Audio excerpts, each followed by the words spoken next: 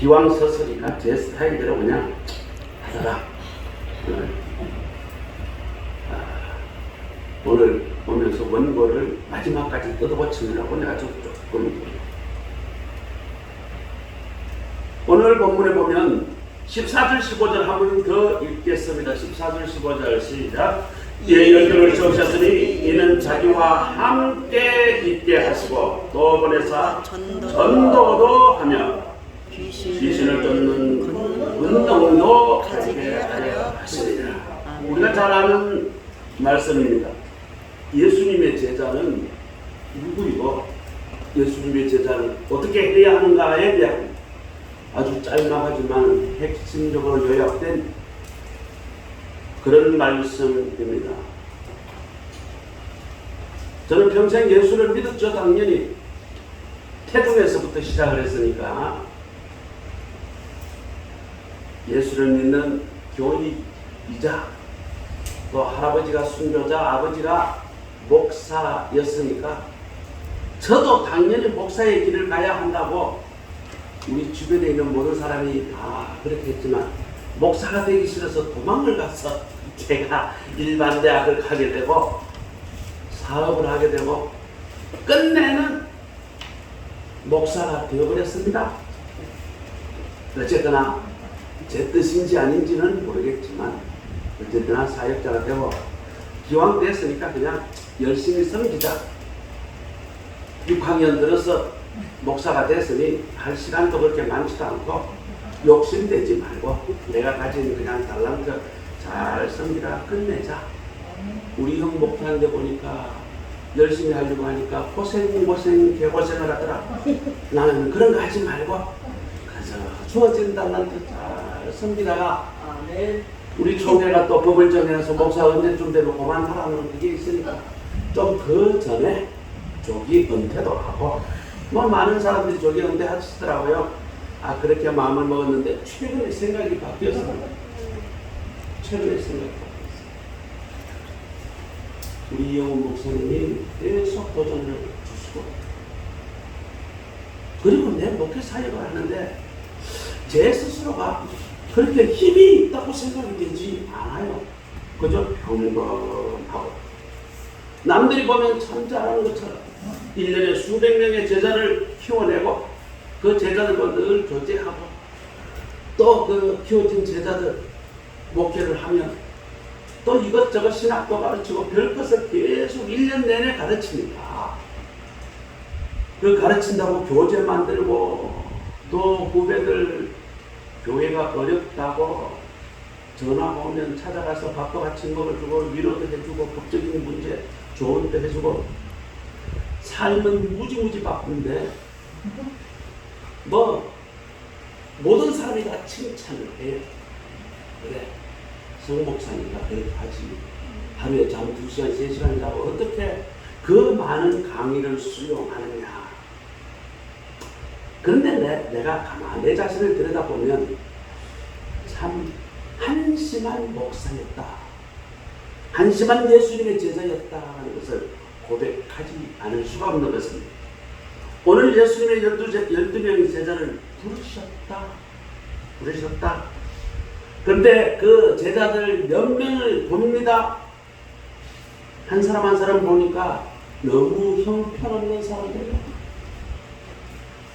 그 당시에 민족으로부터 저주받은 사람이 누구냐? 로마에 붙어가지고 세금 뜯어냈던 세리들이 지나가는 전부 다 괴라고 욕을 했던 그 세리들을 부르고 뭐 그만큼 욕은 안 먹었지만 인간 하층민 중에 하층민 어부 나가 죽을 수도 없고 고기 안 잡히면 쫄쫄 굶는 날마다 심한 노동을 해야 입에 풀칠할 수 있는 어부들 뭐 그 사람들은 뭐 배울 그런 시간이나 재산이나 있었겠어요. 정말 별 볼 일 없는 사람들만 잔뜩 끌어모았더라고요. 이 말은 무슨 말입니까? 예수님의 제자가 예수님이 제자를 부르실 때 뭐 뻔짓하게 박사기를 여러 개 치고 아주 똑똑하고 이준석이면처럼 하버드에 가서 박사학위를 받은 그런 사람이 아니라 가장 천대받을 수도 있고 가장 재산이 없을 수도 있고 가장 평범한 사람을 예수님은 부르셨다는 거예요. 베드로, 정말 이 사람은 아주 그냥 골 때리는 사람입니다. 우리는 베드로 대단한 사람이라고 하지만 이 사람은 돌아서면 변덕이야. 말이 계속 바뀌는 사람이에요. 그리고 성질은 얼마나 급한지 모릅니다. 매우 심리 상태가 불안정합니다. 솔직히 말하면 이런 사람은 사회생활하는데 문제가 있어요. 남들하고 같이 모두 저 같으면요, 이런 사람 안 어울립니다. 그런 사람은요, 저 곁에 둘 이유가 없습니다. 사흘도록 변덕을 끊고 죽을 듯이 하고 거짓말해야 되는 사람을 내가 왜 만나요? 근데 예수님은 부르셨어요. 그리고 뭐라고 별명을 지어줬습니까? 베드로. 가장 중요한 제자로 만들어 주셨어요. 또 세베대의 아들 야고보와 요한은 또 어떻습니까? 예수님이 오죽하면 이 사람들에게 별명을 뭐라고 지었어요? 우리가 고안하게 막말로 성질이 우리말로 하면 지랄 같은 겁니다. 이 말입니다. 건드리면 폭발을 해요. 사회생활 제대로 하겠어요? 우리의 아들인데 뭐라 할 것 같으면 그냥 욕이 그냥 막 나오고. 야, 목사 중에 그런 사람 하나 봤어요. 와, 나 우리 이용 목사님과 같이 놀러 갔는데 정말 내가 진짜 살다 그런 사람 처음 봤어요. 내가 이용 목사님한테 신신당한 것이 내 죽을 때까지 절대 그 사람 내하고 같이 썩게 하지 마라. 나 그런 자리 있으면 난 그냥 도망간다. 그런 사람을 왜 내가 만나야 됩니까? 근데 예수님은 그런 사람을 불렀어요. 이 말은 무슨 말입니까? 천하의 별볼일 없는 사람도 주님의 손에 붙잡히게 되면 초대교회를 세울 수 있고 주님을 위하여 순교도 할 수 있는 제자가 된다는 것입니다. 아멘. 오늘 콩깍지 사역자 여러분, 우리가 주목해야 할 것은 우리가 가진 약점이 무엇인가, 우리가 가진 인격이 무엇인가가 중요한 것이 아니라 우리는 하나님의 손에 붙들림을 받았는가, 하나님으로부터 능력을 부여받았는가, 하나님의 소명의식을 얼마나 가지고 이 사역을 감당하는가에 달려있다는 것을 명심하시기 바랍니다. 아멘. 제자들의 약점은 많아요. 말씀을 전하면서 보니까 너무너무 자기 약점이 많으니까 그 자기 약점을 극복하기 위해서 얼마나 그 약점을 직면하면서 그 약점 앞에서 눈물을 흘리고 얼마나 회개를 하고 얼마나 고치려고 노력을 했겠어요. 말씀을 깨달을 때마다 내가 지랄 같은 성질 이것 때문에 복음이 가득 막힌다고 깨달으면 얼마나 회개를 했겠느냐고요. 아마 안 만나봐서 내가 모르겠지만 야고보나 안드레 매일매일 통곡을 하면서 회개를 했을 겁니다. 왜? 그래야 복음이 전해지잖아요. 성질 같은 그 성질로 가지고 복음은 그냥 복음의 방해자가 되죠. 그렇게 회개하고 눈물을 뿌리고 기도하고 고치면서 사역자를 감당해 나갔던 것입니다. 다시 일어나서 사역을 감당했던 것입니다. 그리고 대부분 순교하면서 그 토대로 초대교회가 탄생하게 되었죠. 오늘 우리는 어떠합니까? 우리가 십자가 편의 약점을 내려놓고 주님의 따르심을 기꺼이 내가 수용하고 주님이 나를 떡 만지듯이 만지는 그 준비가 되어 있다면 하나님, 나는 수준이 많아서 복음 전하지 못해요. 나는 못 배워가지고 말빨이 없어요. 나는 돈이 없어서 뭐 하지도 못해요. 이런 약점은 문제가 되지 않는 것입니다. 아멘. 그럼에도 불구하고 우리가 마음에 준비만 되어 있다면 주님도 나 같은 사람을 주님의 제자로 부르시고 써주신다는 것을 기억하시기 바랍니다. 오늘 그러면 주님의 제자가 어떻게 해야 하는가? 첫 번째 보니까 14절을 보니까 열두를 세우시니 어떻게 하셨다고 그랬죠? 자기와 함께 있게 하시고, 주님의 제자를 부르신 목적은 첫 번째가 예수님이 함께 있고 싶다라고 하여 부르셨다는 것입니다. 이 말은 무슨 말이에요? 주님은 우리와 함께 사랑의 교제를 나누고 싶어 합니다. 주님은 우리와 연애하기를 원하신다는 것이죠. 항상 우리와 대화하기를 원하고 항상 우리와 연애 편지를 쓰기를 원하신다는 것이죠. 그리고 우리가 인격적으로 성격이 좀 못하지만 그것이 훈련을 통하여 어떻게 되어야 된다? 영적 수준이 조금씩 진보되기를 원한다는 거예요. 맨날 부부싸움하는 그런 가정이 있다면 성령님은요, 한 예수님은요, 오늘은 조금 더 나아지고 내일은 조금 더 나아지고 그렇게 진보되면서 어떻게 해요? 성령님만 모시고 예수님과 함께 있으면서 어제 한 번 참았던 거 오늘 두 번 참고 그렇게 하기 위하여 어떻게? 함께 있기를 원하신다는 것입니다. 여러분 감동되지 않아요? 내가 자격 없는 나를 불러서 예수님의 사랑의 대상, 연애의 대상으로 불러주셨다. 내같이 성질이 더러운 사람, 내같이 허물이 많은 사람, 내같이 약점이 많은 사람, 주님이 나와 함께 친교를 나누기 위하여 불러주셨다. 이거 참 대단한 일입니다.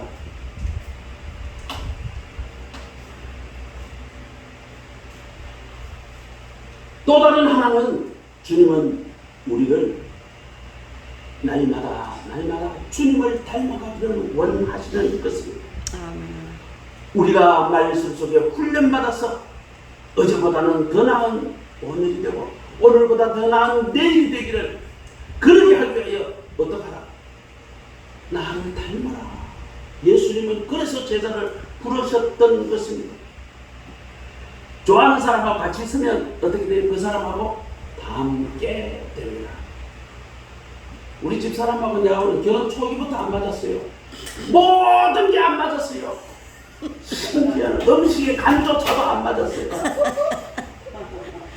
나는 경상도 음식 짜고 맵고 이렇게 자극적인 음식이 돼야 음식 같은데 집 사람은 달달하고 싱겁고 슴슴한 걸 좋아해요. 야, 나는 그거 먹을 때마다 말은 안 했지만 속으로 구역질이 나는 반찬이었습니다. 그러면 어떡하느냐? 집사람 몰래 오늘 소금을 살짝 쳐요. 제 입에 맞춰서 먹으면 조금 있다가 맛이 이상하다. 자기가 하는 음식이 아니래요. 뭐 그럴 수밖에 없죠. 소금을 한 집을. 요즘은 제 입에 제일 입맛을 맞출 사람이 우리 집 사람이에요. 우리 집 사람하고 저하고 성격이 너무너무 저는 대범합니다. 그리고 무엇을 하든지 저지르면 끝장을 줍니다. 근데 우리 집 사람은 매우 소심해요. 뭐가 도전을 안 해요. 뭐 아니 무조건 못하게 말리는 거예요. 제발 직장 생활 잘하고 월급이나 좀 똑바로 갖고 와라.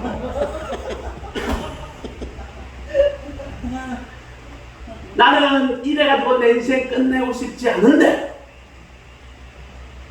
그런데 제발 나오지 말고 어떡하든지 비굴하더라도 머리를 숙이고 견디라는 거예요. 그런데 결국은 직장생활 10년 만에 잘렸습니다. 대기업에서는 갈수록 사람을 쏟아내는데 나중에 제가 부장이 되니까 이제는 한두 명 남겨놓고 다 내보내요. 임원될 사람들만 쏟아내는데 뭐 임원이 LG그룹에 그 당시에 뭐 아무나 되나요? 구시허시에 뭐 하다 못해 그냥 바지끄레기라도 잡은 사람이라야 뭐 되니까 결국 어쨌든 나오게 됐어요. 야, 그때 나오고 난 뒤에 우리 집사람은 하늘이 무너지는 줄 알았다. 여튼 그렇게 다른 사람이 같이 살다 보니까 닮았지. 집사람이 내 쪽으로 닮는 게 내가 집사람 쪽으로 많이 닮았어요. 아마 뭐 다 웃어지는 거 보니까 비슷한 사람이 많은 것 같아요. 어쨌거나 주님은 우리를 함께 하시면서 사랑의 교제를 나누면서 주님을 닮아가기를 원하시고 있습니다. 그래서 주님은 우리를 부르셨습니다. 그런데 문제는 말이죠. 어떻게 우리가 주님과 같아질 수 있을까요? 어떻게 우리가 주님과 교제할 수 있을까요? 바로 말씀과 기도로 주님과 교제를 나눌 수 있고 주님의 뜻을 우리는 알아들을 수 있습니다. 말씀과 기도, 이것은 신대원에 가면 노래를 부르는 주제입니다. 말씀 연구하고 매일 말씀 읽고 말씀 암송하고 매일 기도하고 심지어 걸어가면서 기도하라. 신대원 때 그렇게 배우지만 막상 목사가 되고 나면 성경책 딱 덮어놓고 그냥 주일날 설교 한 번 하고 1조 내내 성경책 먼지가 안 들 때까지 성경 안 보는 목사들이 너무나 많아. 기도회 하는 시간에 기도 인도하고 평소 때는 예수님과 대화하면서 기도하면서 상의하고 예수님에게부터 지혜를 받아서 이 세상을 살아가는 것이 아니라 대부분은 내 판단과 내 지식에 의해서 살아가는 것이 오늘날 그리스도인의 특징이 아닐까요? 예전에 우리 아버지가 목회하실 때 돈이 있든 없든 일이 되든 안 되든 무조건 강단에 엎드려져서 기도하는 걸 저는 봤어요. 뭐 어차피 기도 외에는 방법이 없어. 돈도 없어. 뭐 가진 게 아무것도 없으니까 하나님 살려주세요. 하나님 돈이 없습니다. 요즘은 돈이 없으면요 목사님들이 기도부터 할 생각을 하지 않고 어디서 돈을 빌려올 것인가 눈이 뻘개져가지고 그것부터 먼저 연구하는 시대가 되었습니다. 이게 좋은 저만의 생각일까요? 그렇게 주님을 외면하고 어떻게 주님과 함께하며 주님의 사랑의 교제를 나눈다고 단히 이야기할 수가 있겠어요? 우리 아버지요 목회할 때에 사례비를 현금으로 거의 못 받았어요. 대부분 사람 말 작곡한 말, 이게 사례비예요. 우리 자식들이 학교를 가면 돈이 필요하잖아요. 그때는 공납금이라고 그랬나? 돈을 내야 되잖아요. 또 그리고 그때는 돈도 없는데 뭘 그래 강제 저금을 시키는지 모르겠어요. 매달 얼마씩 돈을 받았었죠. 아니 먹어 줄 음식 살 돈도 없는데 학교에는 매달 뭘 갖고 라 저금을 갖고 라 또 뭘 갖고 라. 그때마다 저는 풀이 죽습니다. 왜? 아버지 돈이 없는 걸 아니까.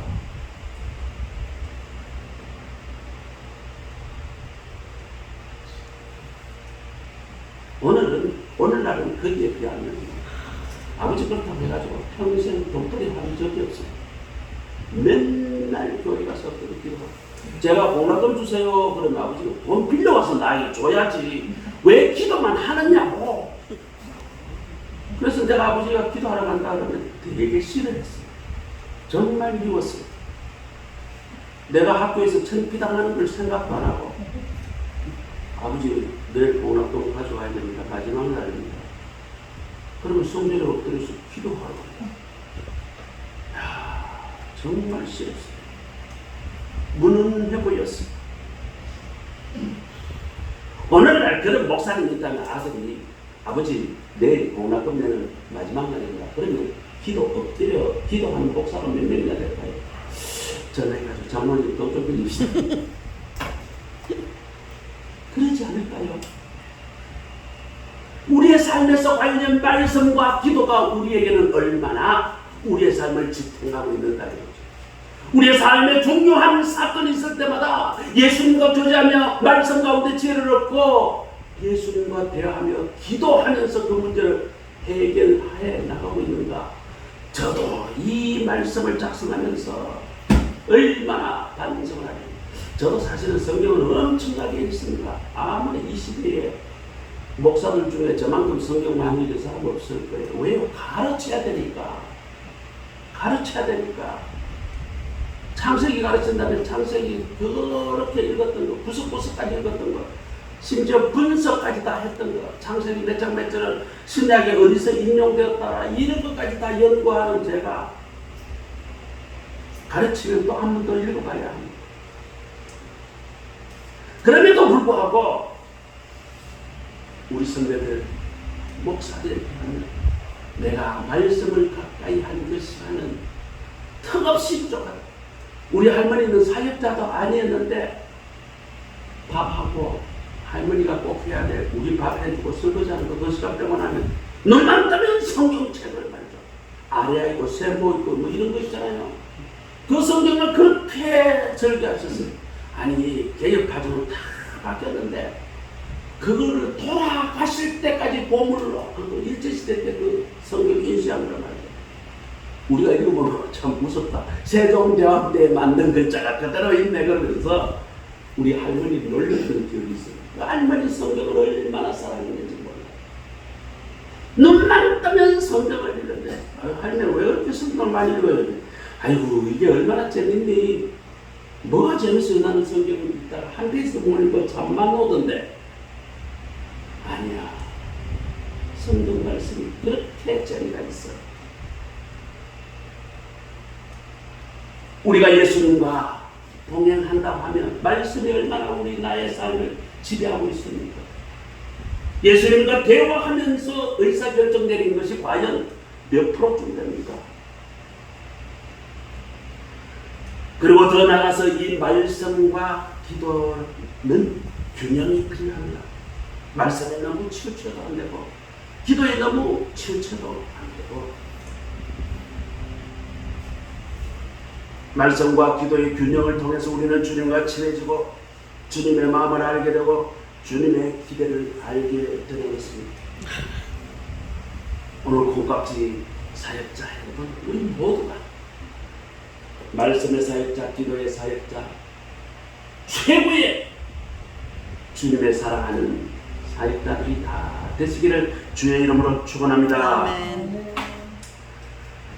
그 다음 주님께서는 우리에게 어떻게 뭐하라고 부르셨다고요? 전도하라. 전도하라고 부르셨어요. 14절에 또 보내서 전도도 하며. 예수님이 우리에게 요구하는 게 얼마나 많을까요? 그 중에서 딱 세 가지를 이야기했는데 전도. 설교해라 이런 이야기 별로 없어요. 전도해라는 것은 분명히 구체적으로 나와 있어요. 가서 봉사 좀 해. 좀 섬겨. 교회 좀 열심히 좀 더 좋은 건물 좀 잘 관리 좀 해.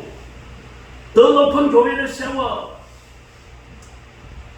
성경 구절에 없습니다. 예수님은 전도도 하며 제자들을 불러가지고 전도도 하며 이 구절을 못 박아놨습니다. 마태복음 잘 아는 구절이 있죠. 28장 마지막 절에 보면 너희는 가서 모든 족속으로 내 제자를 삼으라. 예수님이 우리에게 마지막 하신 명령도 뭐예요? 전도예요. 오죽하면 마지막까지 예수님이 내가 이제 없어. 진짜 마지막이야. 진짜 마지막으로 부탁할게. 제발 온 민족을 제자로 삼아 복음을 전해. 이게 예수님이 우리에게 마지막으로 피를 토하면서 하신 유언의 말씀, 우리에게 마지막으로 당부하신 말씀인데 우리는 진짜 그래 하느냐 이겁니다. 이 시대에 살아가는 성도들의 자존심이 뭘까요? 사적자의 자존심. 시대를 막론하고 예수님의 제자가 되었다고 하면 예수님의 제자로서의 자존심은 뭡니까? 한마디로 하면 전도입니다. 그런데 요즘 교회가 최대 비극이 뭘까요? 전도 안 한다는 거예요. 이유는 많아요. 시대가 전도를 하면 안티크리스찬이 너무 많아가지고 이게 복음이 예수만큼 그렇게 전파가 잘 안 되는 것도 있어요. 또 교회가 그동안 너무 실수를 많이 하고 너무 잘못을 많이 저질러가지고 복음 전파하면 교회나 똑바로 해라. 교회가 지금 세상에 우한 덩어리가 되어버렸어요.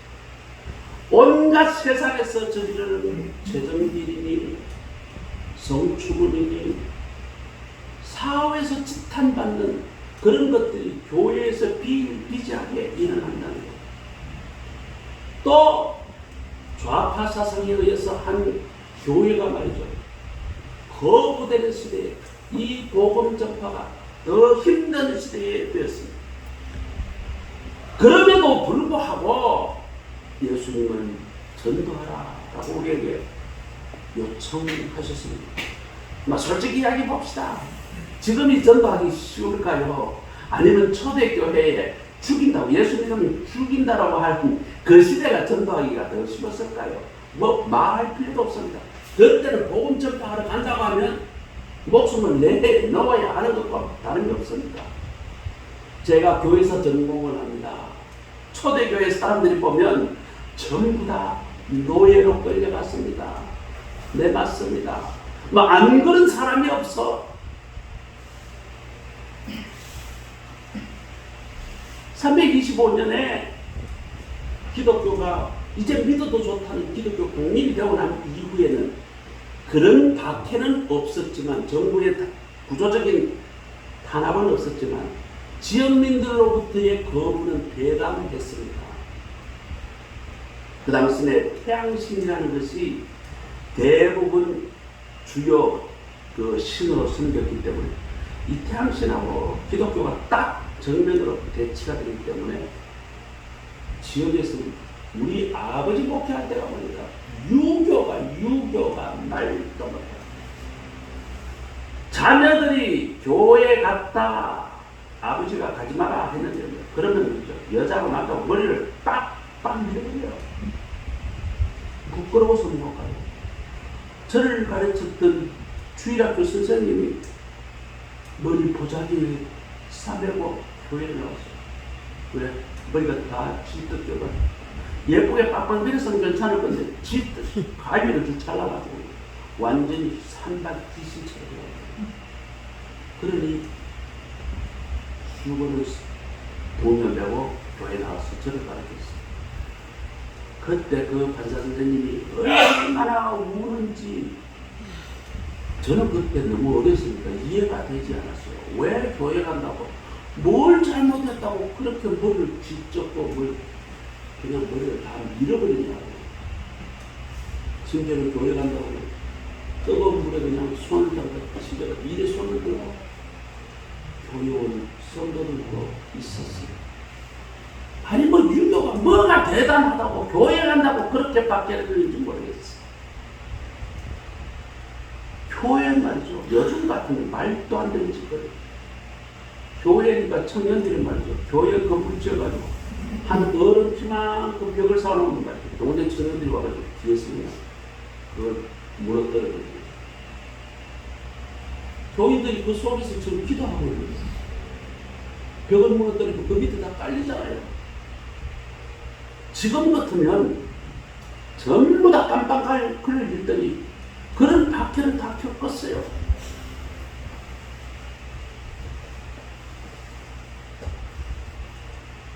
그러면서도 전도를 하고 전도하니까 오늘날 한국교회가 있었던 거 아닙니까? 오늘 우리 솔직히 한 이야기 해봅시다. 전도합니까? 전도하느냐고. 그러니 오늘날 한국교회가 무슨 역사가 일어나겠습니까? 주님은 우리를 전도하라고 부르셨음을 믿으시고 우리 모두 전도의 최강자가 되시기를 주의 이름으로 축원합니다. 아멘. 세 번째로는 주님을 우리에게 귀신을 내어 쫓는 권세도 주셨다고요. 15절 귀신을 내어 쫓는 권세도 있게 하려 하십니다. 주님은 제자들에게 다른 거 많이 주지 않았어요. 제자 삼으면서 세 가지 있다. 야, 내가 함께 있어. 늘 말씀 연구하고 기도해. 두 번째는 전도해. 세 번째는 성령의 권능으로 그 권세로 사역을 해. 딱 세 가지만 이야기했는데 이걸 안 해. 이 성령의 능력은 성경의 여러 군데에서 하나님의 선물이요, 사모하고 간구하라고 우리에게 가르칩니다. 고린도서 14장에 보면 영적인 것, 성령의 것을 사모하는 자에게 그것을 더 풍성히 주신다라고 이야기합니다. 그렇기 때문에 은사는 우리가 사모하지 않으면 안 옵니다. 성령도 마찬가지예요. 우리가 성령 충만이라고 말은 쉽게 하는데 성령 충만하고 성령의 능력은 영적인 것인데 그것은 우리가 사모할 때 하나님의 선물로 주시는 것입니다. 아멘. 고린도서 12장에 더 큰 은사를 사모하라. 뭐 더 큰 은사는 사랑이라는 걸 알겠죠. 사랑하는 것도 사모해야 사랑하는 마음이 생긴다는 거예요. 베드로전서 2장에 순전하고 진정한 젖을 사모하라.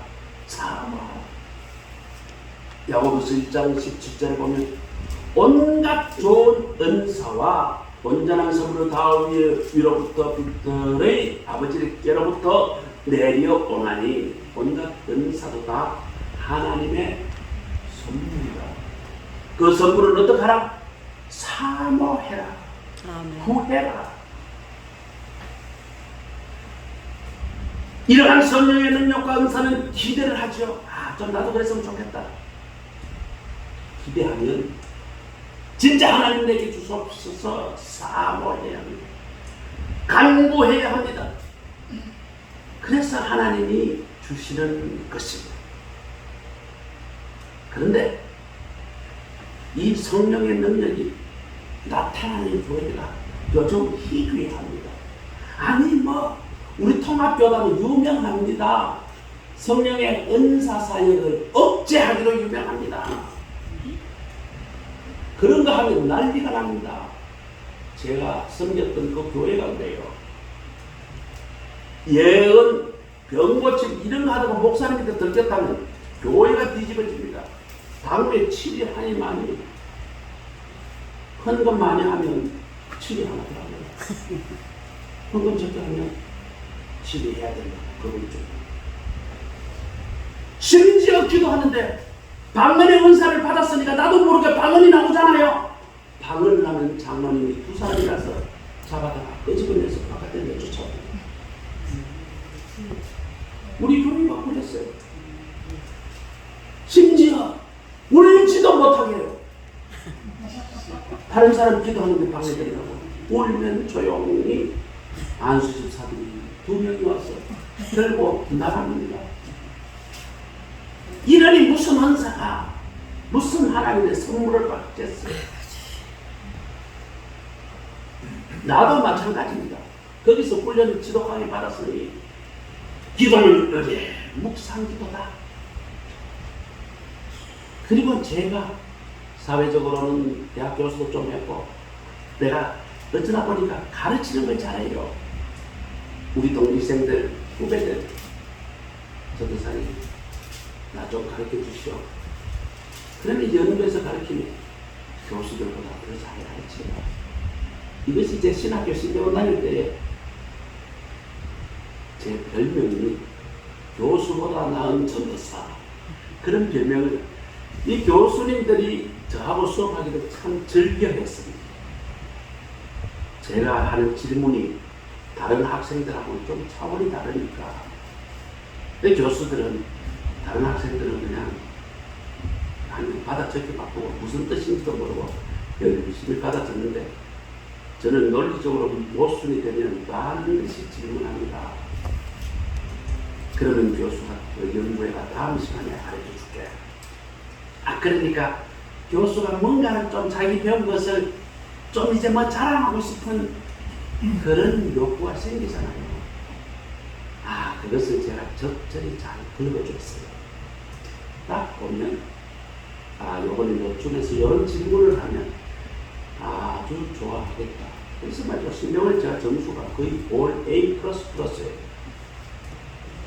뭐 시험을 쳐도 뭐 대충 적어도 교수들이 점수를 그렇게 잘 줬습니다. 나 스스로 나는 가르치는 사역자다. 그리고 지금 전국에 많은 제자들이 내게 계속 배우고 있습니다. 그러니 나는 이거 가르치는 것만 해도 시간이 없어. 매주 매해 책을 만들어서 나눠줘야 하고 또 과정개발도 해야 되고 또 강사님을 외부에 뭐 이영호 목사님이나 김은성 목사님을 초청을 한다고 하면 그분과 함께 상의를 해서 잘 끌어갈 수 있도록 내가 가르치지 않는 것은 신경이 2배 쓰고 시간이 2배 필요합니다. 내가 가르치는 것은 내 머릿속에만 있어도 정리를 안 해도 돼요. 왜? 가르칠 때 정리하면서 가르치면 되니까. 그런데 다른 강사님들을 초청하게 되면 제가 같이 생각이 있는 것은 반드시 확인을 해야 하는 절차가 필요하기 때문에 시간이 더 많이 걸립니다. 이번에 김은성 목사님하고 오늘 새벽부터 과정을 하나 시작을 했는데 이 과정 준비하는 데만 한 달이 걸렸어요. 1시간 준비한다. 오늘 얼마나 성공적으로 시작이 되는지 몰라요. 학생들이 전부 다 뒤집어졌어요. 통합책에도 이렇게 힘있게 가르치는 목사님이 계시구나. 아주 통쾌하게 시작이 됐습니다. 나 스스로 잘 가르치는 사역자다. 가르치는 사역에 전념해야 되겠다라고 정리하고 아예 다른 은사와 사역은 내 스스로 안 했어. 할 엄두도 안 냈어. 생각조차도 안 했다 그 말입니다. 예수님은 우리에게 분명히 요구합니다. 은사를 사모하라. 그리고 귀신을 내어 쫓는 권세도 너에게 있게 하려 하심이라. 다른 거 이야기 안 했는데 열심히 가르쳐라. 열심히 신학 가르쳐라. 성경에 없는데 귀신을 내어 쫓으라는 것은 있는데 나는 그것을 아예 시도도 안 했다는 거예요. 오늘 우리들은 이 하나님의 선물인 성령의 능력의 은사를 사모하고 있느냐 스스로 반성해야 합니다. 적극적으로 성령의 기름 부음과 그 능력의 사역을 간구하며 우리는 기도해야 합니다. 아멘. 오늘 예배 참석하시는 우리 콩깍지 사역자 여러분 모두가 최고의 성령의 능력의 사역자가 다 되시기를 주의 이름으로 축복합니다. 아멘. 그런데 이 사역자들이 이렇게만 된다면 얼마나 힘있는 사역자가 되겠어요? 주님과 항상 동행하면서 길을 가면서도 성경이 이래 줄줄줄줄 암송되고 마음속으로 잠깐 쉬면서 마음속으로 하나님께 늘 기도하는 늘 성령님과 동행하는 사역자가 된다면 누가 뭐라 그래도 성령님이 그래 인내하라 그 말씀을 가지고 참고 인내하고 아이고 제가 잘못했군요. 이런 사역자가 될 거 아니겠어요? 그리고 복음 전할 기회가 있다면 그냥 구두 거꾸로 신고 가서라도 복음을 전하고 살아가실 거 아닙니까? 불쌍하고 아프고 악한 영에 사로잡힌 사람이 있으면 하나님이 주신 성령의 능력으로 안수기도 하고 악한 영도 쫓아내고 아픈 부위도 치료할 수 있고 그렇게만 될 수 있다면 정말 파워풀한 사역자가 될 수 있지 않겠어요? 오늘 하나님은 우리에게 이사야 40장 31절에 여호와를 앙망하는 자는 새 힘을 얻어서 어떻게 된다고요? 독수리가 날개치며 올라간 같을 것이다. 아멘. 그렇게 할 때에 곤비하지 아니하고 피곤하지 아니하리라. 힘있는 사역자가 된다는 거죠. 주님은 오늘 우리에게 요구하십니다. 독수리같이 힘차게 창공을 나르며 전 세계에 아우르며 우리 남목사님처럼 한국을 뛰어넘어 전 세계에 복음을 전하고 가서 안수기도 해서 귀신도 좀 쫓아내고 성령의 능력으로 병 고침도 역사가 일어나고 그런 독수리같이 힘찬 사역자가 되라고 오늘 우리에게 하나님은 요구하십니다.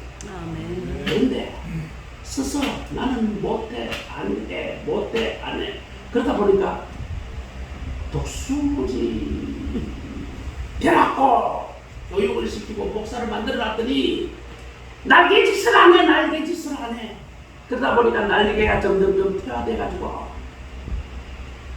입만 살아서 사역하는 사역자가 되지 않았는가.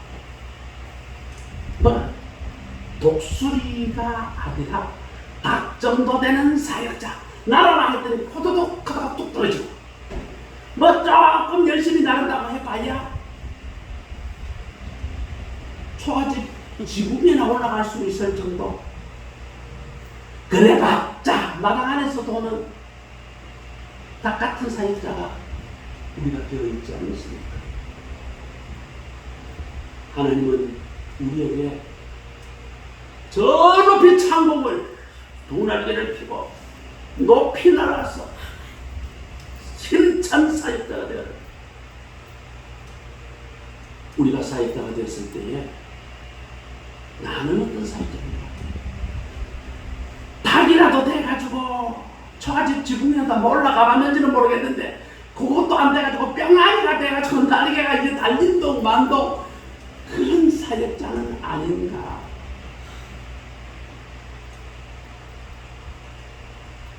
2차 세계대전이 끝났을 때 프랑스의 스트라스부르라는 도시에 교회가 폭격을 맞았습니다. 폭격을 당했는데 예수님의 동상이 파편에 의해서 좀 훼손이 됐어요. 예수님의 상에 오른쪽 팔이 떨어져 나가고 왼쪽 팔이 떨어져 나가고 머리가 한쪽이 잘라져 나갔습니다. 자, 전쟁이 끝나고 난데 저 예수님 상은 어떡할까? 새로 만들어? 치워버리나? 그런데 한 사람이 이런 제안합니다. 폭격받은 예수님의 상도 우리의 역사이고 예수님의 두 손이 없어진 그것을 우리가 그 예수님의 손을 팔을 대신합시다. 예수님에게 상처맞은 다리 우리가 대신합시다. 그 말에 숙연해지면서 아무도 더 이상 말을 하지 않았다는 것입니다. 오늘 주님이 우리에게 엄중하게 말씀합니다. 나와 함께 하자. 나와 사랑의 교제를 나누자. 말씀과 기도로 나와 함께 있자. 그리고 정신 차려 사역자들아 전도하라. 정신 차려 은사를 받고 병 고치고 귀신을 내 쪽으로 치라. 오늘 주님은 우리에게 엄중하게 말씀하고 있습니다. 나는 이전 사역자야. 나는 여기에 달란트가 있어. 스스로 내 사역을 제한하고 나의 섬김을 제한하는 그런 어리석은 사역자가 되지 마시고 오늘 말씀을 생각하며 주님의 부르심에 합당한 사역 하시는 우리 모두가 되시기를 주님의 이름으로 축복합니다. 아멘. 우리 다 같이 잠시 동안